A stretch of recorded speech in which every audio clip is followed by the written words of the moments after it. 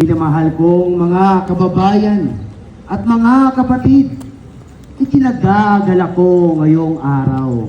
Ako'y naanyahang maiparinig sa inyo pagpupugay sa watawat ng Pilipinas.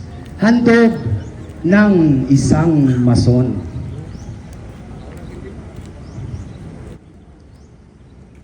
Ang watawat na naladlad sa inyong harapan ay siyang watawat ng ating bansa, ang Pilipinas.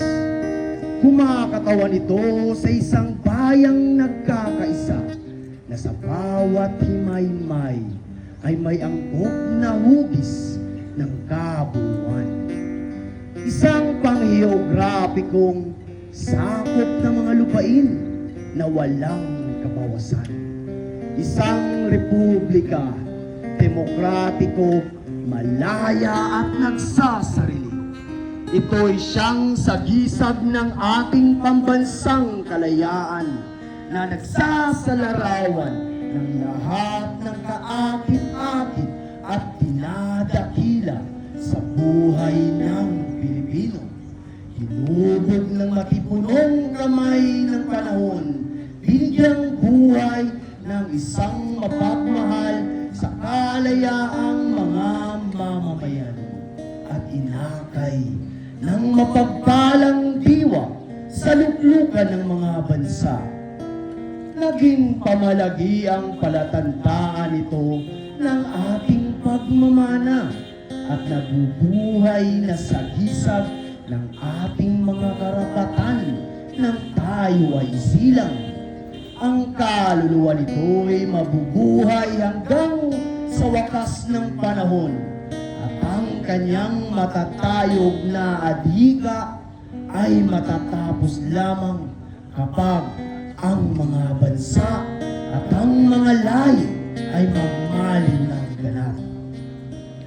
Ang araw ay nangangahulugan ng kawalang hanggang buhay ng ating bansa at sagisag ng palagiang liwanag na pumapatnubay sa kapalaran ng ating lahi. Ang 8 silahis ay kumakatawan sa unang mga lalawigang nagkasama-sama. Tinutukoy ng 3 mga bituin ang 3 malalaking buok, Luzon, Visayas at Mindanao, na inihandog sa atin ng kalikasan ayon sa kalooban ng buong kapal.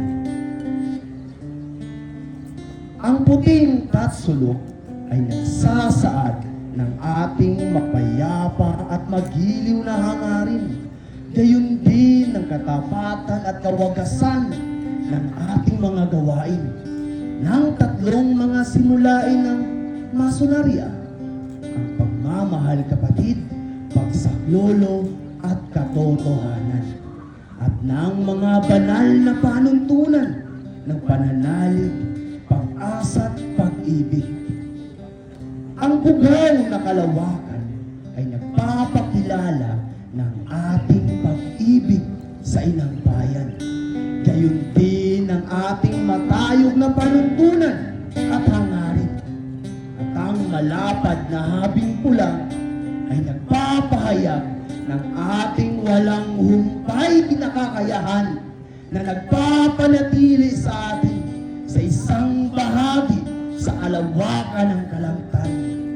Tuwan ng ating mga kawal na nangamatay, magpala at ialay ito sa may kapal, sapagkat ito ang bunga ng pagpapakasakit ng ating mga bayani na mayapa na, at magtiwala sa makapangyarihang Diyos at makabayang katauhan, upang ito'y mapamalaging sa inyo, sa inyong mga anak, at sa iyanap pa ng inyong mga anak.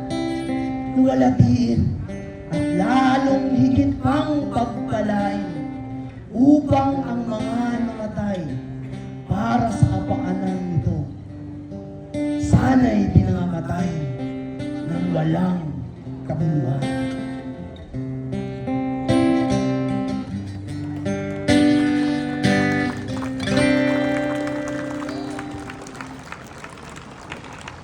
Maraming salamat, Maribolan Masonic Lodge number 304.